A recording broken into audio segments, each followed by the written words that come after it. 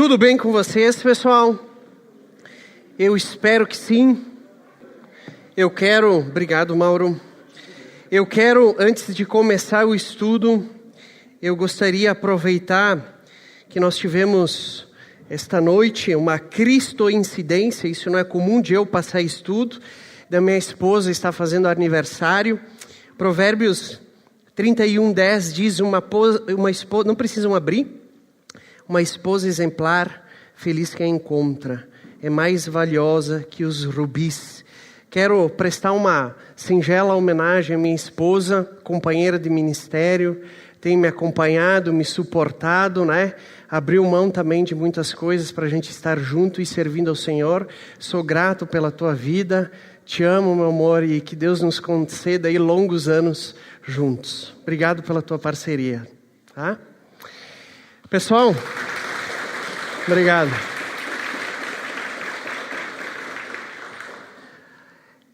Casamento é maravilhoso, né?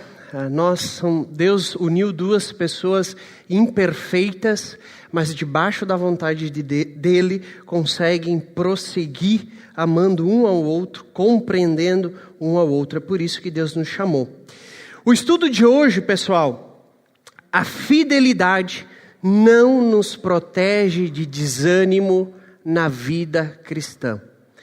Eu estive num congresso ao longo da semana aí para pastores e líderes. Foi uma bênção de Deus e esse foi um dos estudos que me tocou muito, né? Falou muito ao meu coração. Então eu quero compartilhar com vocês também. Não é uma cópia da mensagem, mas é um esboço. A fidelidade não nos protege. A fidelidade não nos protege do desânimo na vida cristã. Por que esse tema ele é importante para nós? Nós somos uma igreja jovem. Nós somos uma igreja onde nós estamos dando os nossos primeiros passos na fé. Quem tem mais de 10 anos convertido, levanta a mão. 10 anos. Olha só. 5 anos... Quem tem 3 anos aí de convertido? Né? Mais que 3 anos. Mais que 2 anos. Mais que 1 ano. Ô povo, vocês estão me assustando. Vocês tomaram a decisão por Cristo, hein? Tem gente que não está erguendo a mão. Eu vou passar o abismo ligado, agora eu vou trocar de assunto. Todos nós temos entre 2 ou 3 anos que tomamos a decisão por Cristo. E é importante nós entendermos que a fidelidade, nós viemos de um contexto de pecado, uma vida onde que nós víamos, né, desagradando a Deus, desobedecendo a Deus. E agora nós conhecemos a Deus e nós nos tornamos aquele filho favorito de Deus, fazendo tudo certinho. A gente até ora para Deus, nossa Deus, como eu estou, né? Estou acertando tudo. E aí vem os problemas, os desafios, as provações, e a gente acaba não entendendo. Porque eu estou sendo fiel, mas as provações vêm. Eu estou sendo fiel, e mesmo assim a minha vida, eu estou passando por dificuldade, e em muitos casos a gente até diz, mas olha, antes de ter tomado decisão por Cristo, estava mais tranquilo. Porque nós somos, né, continuamos refém do mundo, da carne e do pecado. Então eu quero ver exemplos de 3 grandes homens de Deus. E eu gostaria então que vocês pudessem abrir em Deuteronômios 34, início da Bíblia. Deuteronômios capítulo 34. Eu vou fazer a leitura uma vez, então eu gostaria que vocês prestassem atenção.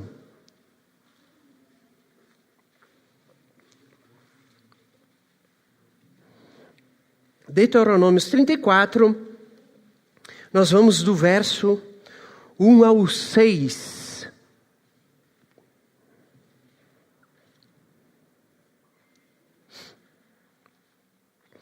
Dá vontade de participar do Ministério Infantil, pessoal animado lá embaixo, né?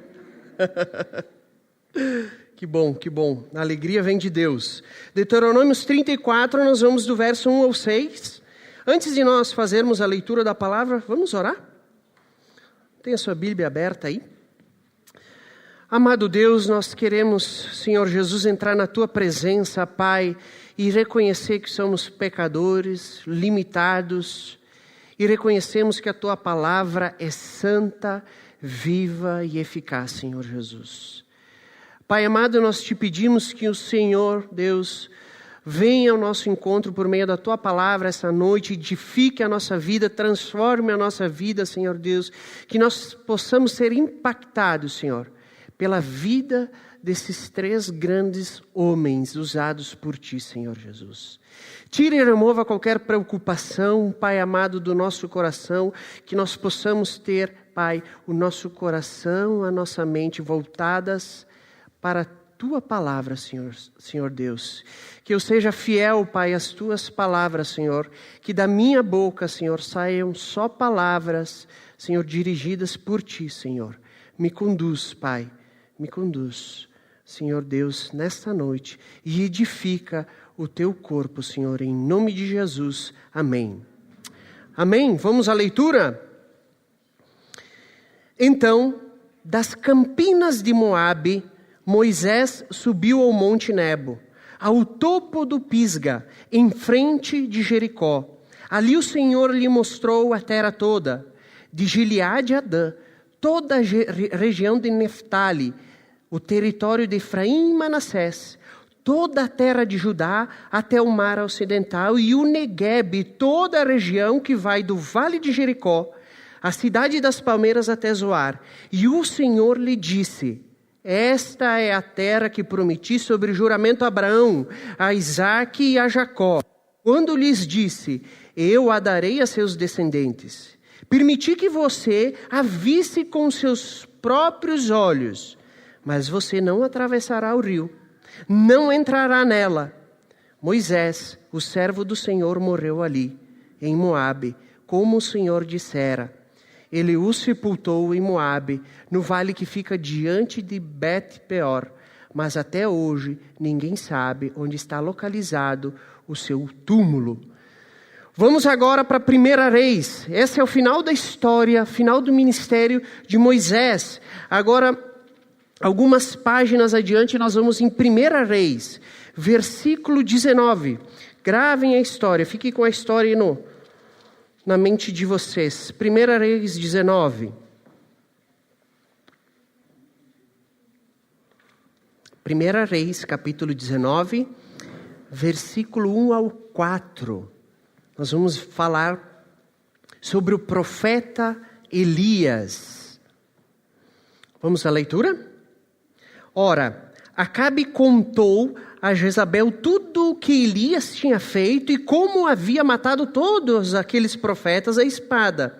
Por isso Jezabel mandou um mensageiro a Elias para dizer-lhe: que os deuses me castiguem com todo o rigor, se amanhã, nesta hora, eu não fizer com sua vida o que você fez com a deles. Elias teve medo e fugiu para salvar a vida.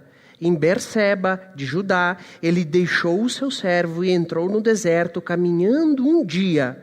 Chegou a um pé de uma giesta, sentou-se debaixo dela e orou, pedindo a morte. Já tive o bastante, Senhor, tira a minha vida, não sou melhor do que os meus antepassados. Esse é o final da história aí, ou o começo do final da história do profeta Elias. Agora vamos para o Novo Testamento, 2 Timóteo, e é o nosso terceiro e último exemplo. Nosso terceiro e último texto. 2 Timóteo, nós vamos no capítulo 4, do 9 ao 18.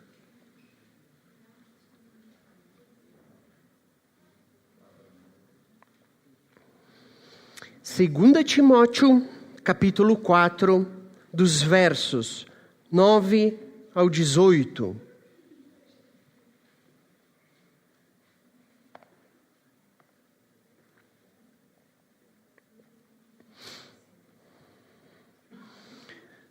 Segunda Timóteo 4, do 9 ao 18.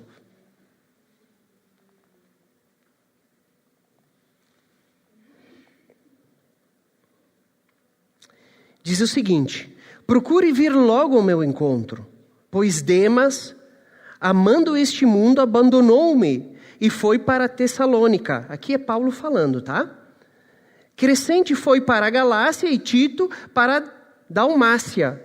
Só Lucas está comigo. Traga Marcos com você, porque ele me é útil para o ministério.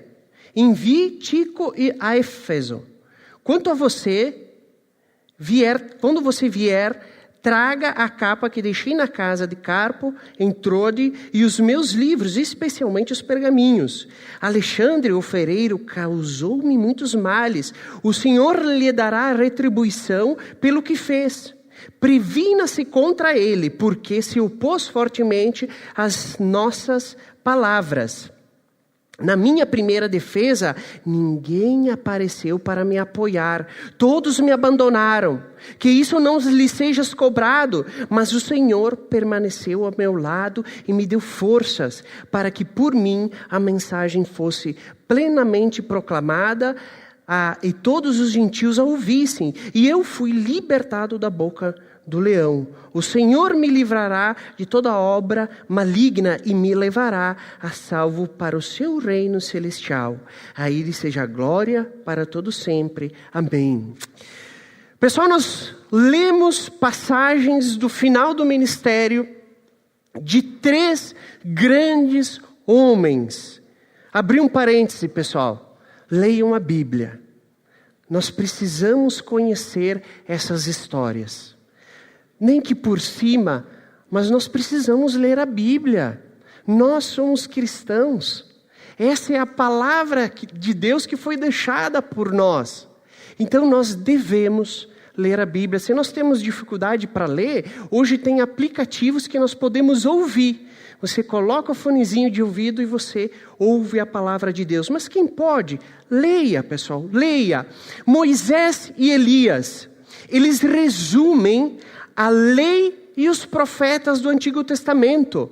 Paulo, são homens muito importantes. Moisés e Elias, talvez os maiores, ou dentro dos. Paulo foi o maior missionário do Novo Testamento. Grandes homens de Deus, homens fiéis, homens que nós podemos olhar e se espelhar. Contudo, eles sofreram. Contudo, eles foram desencorajados nos seus ministérios. Os servos de Deus mais fiéis, desencorajados, passaram por problemas. E a pergunta que eu faço, por que com nós seria diferente? Se esses homens, Moisés, Elias, Paulo, passaram por momentos difíceis, por que com nós seria diferente? Deus sabe que nós vamos passar por momentos difíceis. Deus sabe. E Deus vai estar presente. Olha o exemplo de Moisés, gente. O primeiro texto que nós lemos lá em Deuteronômio. Perto da morte, Deus lhe apresenta a terra prometida 430 anos antes de ser escrito o Deuteronômio. Deus já havia prometido a Abraão. O ministério de Moisés já tinha o objetivo certo, que era o quê? Conduzir o povo até a terra prometida. Todos os 120 anos de Moisés, desde o seu nascimento, anos no palácio, no deserto, a volta, todo aquele sofrimento, aquele ministério maravilhoso, foi para que o povo chegasse à terra prometida. A promessa é repetida, inclusive, em Deuteronômio 34:4. A terra a qual eu prometi aos seus descendentes. Mas o versículo, vamos lá para Deuteronômios. A gente ficar com o olho no texto. Deuteronômios 34. A gente vai ficar bom de Bíblia hoje. Se alguém pedir onde quer Deuteronômios, 1 Reis e Timóteo ao longo da semana, tá afinadinho. Deuteronômios 34. Então imagina o coração de Moisés, era o que ele mais desejava, era toda a luta que ele tinha, era para chegar na terra prometida, e ele chega ao topo do morro, na presença de Deus. E aí o versículo 4 é de cortar o coração. Olha o que diz. E o Senhor lhes disse, né? Imagina Moisés lá olhando para a terra prometida, ele diz: essa é a terra que prometi sobre juramento a Abraão, a Isaac e Jacó, quando eu lhe disse, eu lhe darei a seus descendentes. Esse versículo é de cortar o coração. Permiti que você a visse com seus próprios olhos, mas você não atravessará o rio, não entrará nela. Deus permite que Moisés contemple a terra prometida, que olhe a terra prometida, mas ele não vai entrar por causa do seu pecado. Porque nas águas de Meribá, vocês se lembram? Quando Moisés ficou nervoso, em vez de ele falar, ele bateu na pedra, ele perdeu a paciência e ele foi desrespeitoso para com o Senhor. E por isso, Deus não permitiu que ele entrasse. E agora, bem próximo ao cumprimento da promessa, estava chegando. O Senhor permite que ele veja, mas que ele não entra. E o texto fala que Moisés morre ali, diante do Senhor, sozinho. Depois de tanto sacrifício, tanto serviço, não havia nenhuma pessoa para velar o seu corpo. Moisés, ele pode entender melhor do que ninguém o que é um coração partido pelo ministério. Moisés, ele entende melhor do que ninguém o que é ter uma decepção na vida cristã. E às vezes, o coração partido, gente, ele é suscitado pelo nosso próprio pecado, muitas vezes. Mesmo com as melhores intenções, podemos machucar uns aos outros, podemos machucar o povo de Deus. E nem sempre a história possui um final feliz, como essa de Moisés que nós vamos ver. Muitas vezes, nós nem conseguimos consertar as coisas que nós fazemos uns aos outros. Por isso que nós devemos ter cuidado com o corpo de Cristo. Nós não somos perfeitos. Pela graça de Deus, nós somos conduzidos pelo Santo Espírito. Mas como nós temos que ter cuidado e não ferir e não machucar uns aos outros com o pecado, com o nosso pecado. Logo recém-convertido, 2 ou 3 anos de conversão, final de ano, uma turminha da igreja, a gente foi para a praia.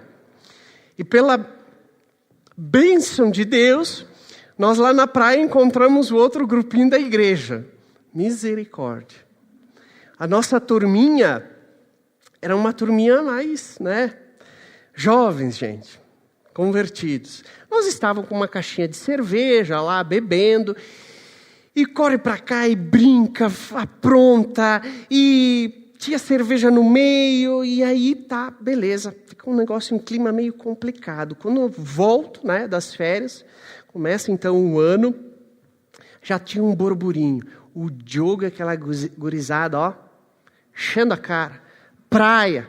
O Diogo estava pulando, estava lá, mau testemunho, que tipo de cristão? Isso um burburinho por toda a igreja, mas ninguém chegou a falar para mim isso.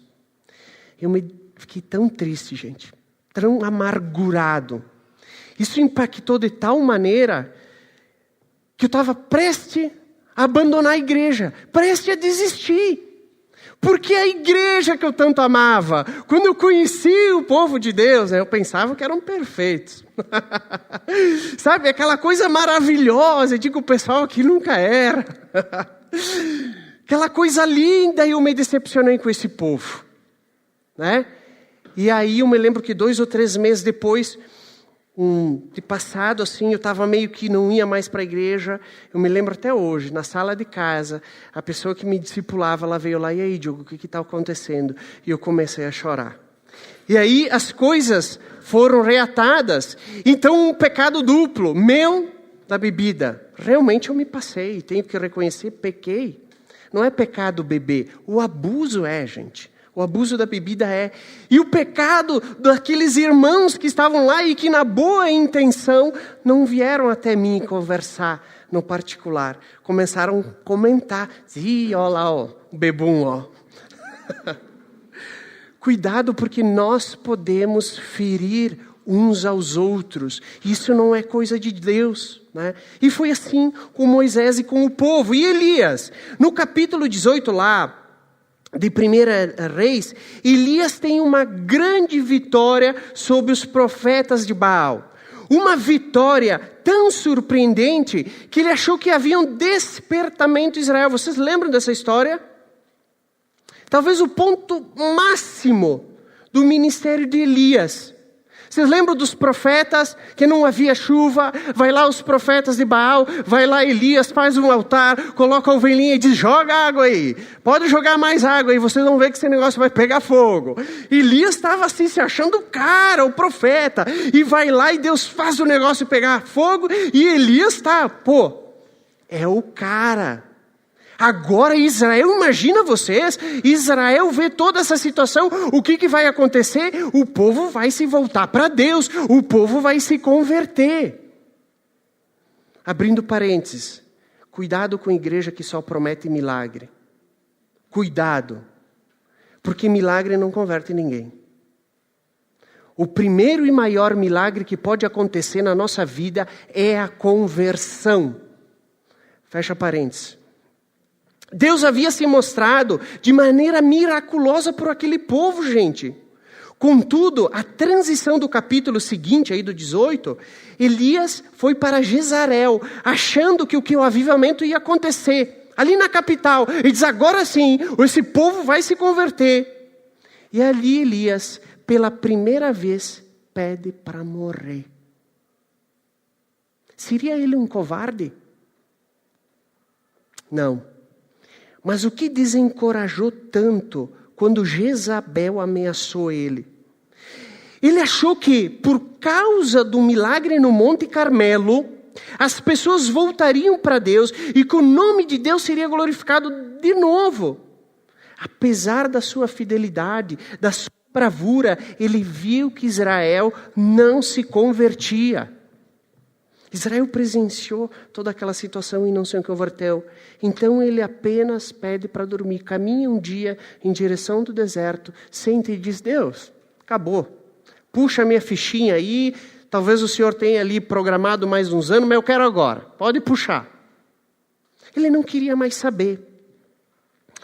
Por vezes, a gente se sente assim, desencorajado, abatido, triste, porque nós vemos que apesar de pregar, apesar de testemunhar, muitas pessoas que às vezes estão ao nosso redor, que nós amamos, que nós falamos, não ouvem, não se convertem, não dão ouvidos. E muitas vezes assim parece que nós mostramos o caminho do Senhor, é esse aqui, as pessoas pegam outro.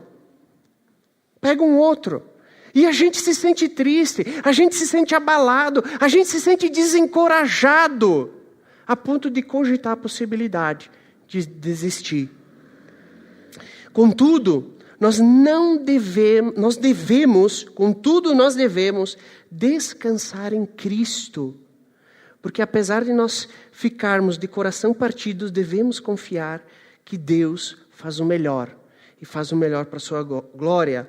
Lá em Timóteo, 2 Timóteo 4,16, vamos ler lá. Finalzinho da Bíblia.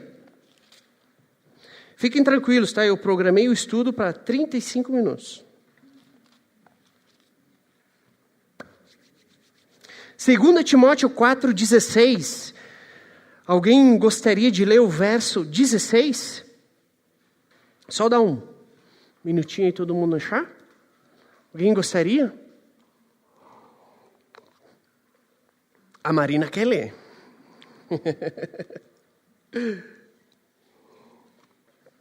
2 Timóteo 4,16. Obrigado, Darcy. Na minha primeira defesa, ninguém apareceu para me apoiar. Todos me abandonaram. Que isso não lhes seja cobrado. Olha o que Paulo está falando. Ninguém apareceu para defender Paulo. Olha o ministério desse homem. Ele fora completamente abandonado, gente. Desde que Paulo apelou a César, seu único desejo era de dar testemunho a Cristo perante o imperador. Contudo, ele ficou sozinho, ele era romano e ele apelou. Então, ia haver um julgamento, até hoje é estudado, né, nos colégios de direito, o direito romano, que é bem complexo. Então, Paulo, ele ia estar na frente de César e muitas autoridades. E o que Paulo queria? Testemunhar de Cristo. Porém, todo mundo abandonou ele. Ele estava sozinho.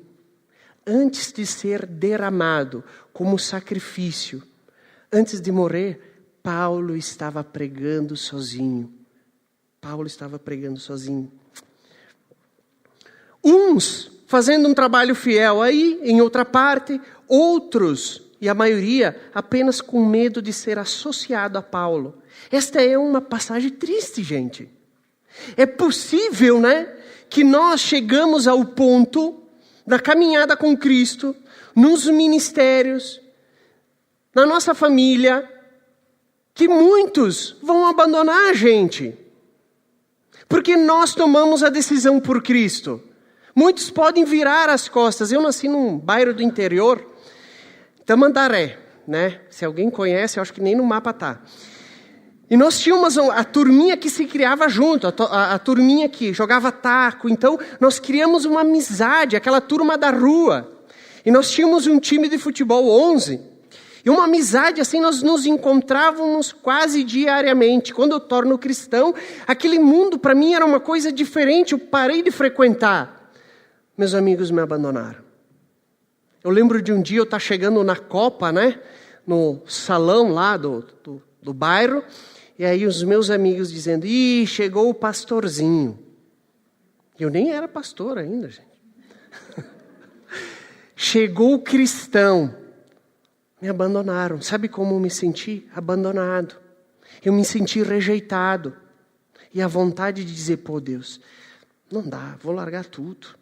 Os meus amigos me abandonaram. Hoje, pela glória de Deus, eles reconhecem a mudança na minha vida e muitos já vieram até mim para conversar sobre Jesus.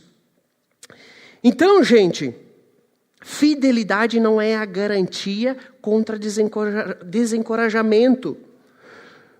Contudo, o final não é esse. O final não é esse final triste. Quando todos os confortos, quando todas as coisas boas que Moisés tinha, que Elias tinha, que Paulo tinha, foram tiradas, Deus estava presente. Deus nunca abandonou eles. O Senhor encorajou eles. E eu gostaria agora de voltar para Deuteronômios e que vocês me respondessem: quem sepultou Moisés? Deuteronômios 34.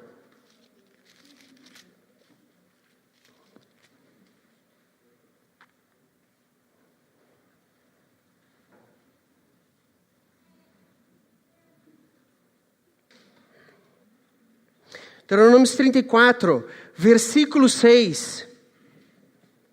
Quem sepultou Moisés, se ele estava sozinho com Deus? Quem? Deus enterrou. Vocês estão entendendo? Deus enterrou Moisés. Deus se preocupou com o corpo de Moisés para não ser deixado para virar comida dos bichos, dos corvos, sei lá que tipo de animais que tinha, lobos. Deus, ele se preocupou. Deus sepultou Moisés. E até hoje o corpo não é encontrado, porque senão iam fazer um altar para idolatrar Moisés. Graças a Deus que não acharam. Deus, ele se preocupou com Moisés. No final da sua vida, Deus estava com Moisés. Deus estava com Moisés. E Elias, 1 Reis. 1 Reis 19:6. Quando Elias se deitou para morrer, o que Deus enviou? Alguém quer ler o versículo 6 aí? Gente, preste atenção. Elias se deitou para morrer. Sabe o que aconteceu lá no céu? Imagina comigo, isso aqui não é bíblico, eu que estou imaginando aqui, tá? Deus chama um anjo e diz o seguinte, tá lá, Elias está meio choroso. Faz o seguinte, vai lá preparar um cafezinho para ele. Um anjo preparou um café, ele olha para cima, ele vê pão quentinho. Tem coisa melhor que o cheirinho do pão? Recém-feito, água no deserto. Deve ser Coca-Cola gelada para nós. Coca-Cola não faz bem para a saúde, hein? Imagina, gente, Deus manda um anjo para preparar um café, não uma, duas vezes, para o seu servo fiel, para ele se recuperar. Deus conhece, gente, o nosso desânimo e as nossas dores. Deus conhece a nossa enfermidade. Deus, ele se importa com o que nós estamos passando. Como que foi o final da vida de Elias? O que aconteceu no final? Uma carruagem de fogo veio buscá-lo. Uma carruagem de fogo veio buscá-lo e ele ascendeu na presença de Deus. Você imagina Deus enviando uma carruagem de fogo para buscar o profeta? Deus está sempre presente com a gente. O que mais esses homens desejaram em toda a vida? O que mais esses homens quiseram ver durante a sua vida? A face de Deus. E é isso que nós ansiamos, não é verdade? Ver a presença de Deus, contemplar a face de Deus. Imagina você na frente de Cristo, você olhar para Cristo. Esses dois homens foram a coisa que eles mais desejaram. Moisés pediu, deixa eu ver tua face, eu quero estar na tua presença. Monte da Transfiguração, Lucas 9. Quem que aparece lá? Quem? Vamos lá para Lucas 9. Não senti muita firmeza aí, hein, gente? A gente tem vergonha às vezes de falar, né? Medo de errar. Lucas 9, 28. Hoje nós vamos sair com uma dose de Bíblia, né? Lucas 9.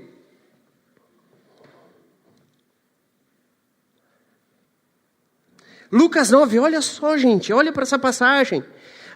Aproximadamente 8 dias depois de Jesus dizer essas coisas, Jesus tomou a Pedro e João e Tiago e subiu um monte para orar.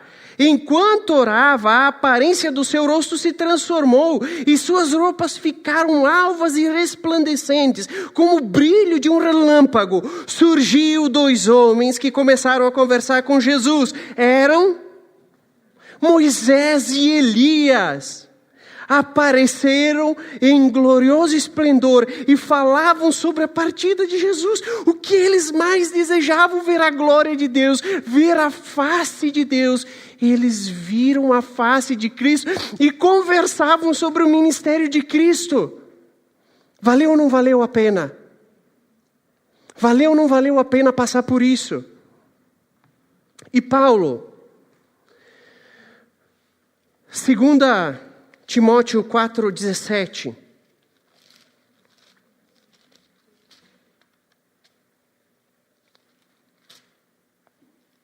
4,17 diz o seguinte. A gente leu 16, né? Ninguém apareceu. Olha o que Paulo diz. Mas o Senhor permaneceu ao meu lado e me deu forças. Mas o Senhor permaneceu ao meu lado e me deu forças para que por mim a mensagem fosse plenamente proclamada a todos os gentios, a todos que estavam ouvindo. Paulo, antes de se tornar cristão, ele presencia o apedrejamento de Estevão. E antes de morrer, quem Estevão vê? Jesus. Paulo, ele não estava sozinho. Ele podia ter sido abandonado pelos irmãos na fé, mas a presença de Deus estava naquele lugar. E eu tenho tanta curiosidade para saber o que Paulo pregou, porque não tinha testemunha. Só Deus estava lá. E essa é uma das perguntas que eu vou chegar. E aí, Paulo, o que tu falou lá? Estou curioso. Alguém se converteu? É isso. Deus nunca abandona a gente. Deus, Ele está presente, mesmo nos momentos difíceis, mesmo nos momentos de tristeza, mesmo nos momentos que nós vamos talvez passar. Deus, Ele está presente. Se todos nos abandonarem, se a figueira não florescer,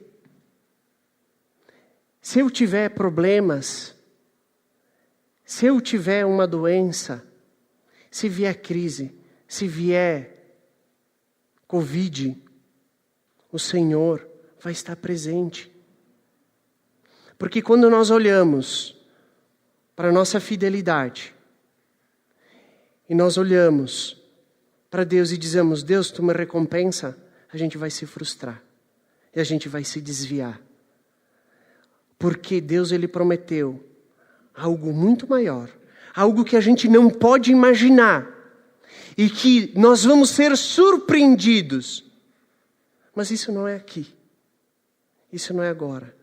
A gente até pode experimentar a glória de Deus. A gente até pode viver bênçãos de Deus na nossa vida, mas o maior está por vir. Aplicação. Não ponha sua confiança nas coisas daqui, gente. Olha para Jesus, olha para o Salvador, olha para a eternidade. Quando o momento difícil chegar, sua visão vai estar em Jesus. Não vai estar na circunstância. Quando você ficar sem dinheiro, a sua visão não vai estar no dinheiro, vai estar em Jesus. Quando tiver problema no casamento, tua visão vai estar em Jesus. Quando dá crise entre parentes, briga, a tua visão vai estar em Jesus. E Jesus nunca vai te abandonar se nós colocarmos os nossos olhos, a nossa confiança, a nossa esperança. Nós vamos nos decepcionar. E nós vamos ser tentados a nos afastar.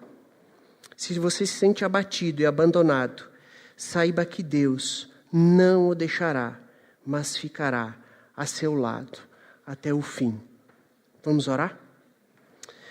Amado Deus, nós queremos te agradecer, Senhor Jesus, por esses homens, Pai. Esses homens usados por ti, Senhor. Moisés, Elias, Paulo, Abraão, Isaac, Jacó, Senhor, todos os apóstolos, tantos homens que foram fiéis a Ti, Senhor, até o último dia, Senhor Deus. Pai amado, no final da sua carta, Paulo se regozija, fica feliz, Senhor Deus, por saber que ele vai entrar na Tua presença, Senhor Deus. Nos dá esse coração, Pai. Nos dá esse coração que anseia pela eternidade, Senhor. Nos dá esse coração, Pai, que olha para Ti, Senhor Jesus. E que todas as nossas forças, que todas as nossas esperanças, Senhor Deus, esteja em Ti, Pai amado. E nada, Senhor, nada vai poder nos afastar de Ti, Senhor. Nada, Senhor Deus, porque nós estamos alicerçados, Senhor, na rocha que é Ti, Senhor Jesus. Nos faça contemplar a eternidade, ó Deus. Nos faça olhar além desses dias. Faça-nos olhar além das horas, Senhor Deus. Que nós possamos ver a Tua face, Senhor Deus. Assim como estes homens viram, Senhor Jesus. Nos guia, Pai, pelos Teus caminhos. Em nome de Jesus. Amém. Amém, meus irmãos. Que Deus abençoe a gente essa semana. E que nós possamos, com firmeza e confiança, olhar para Jesus. Amém?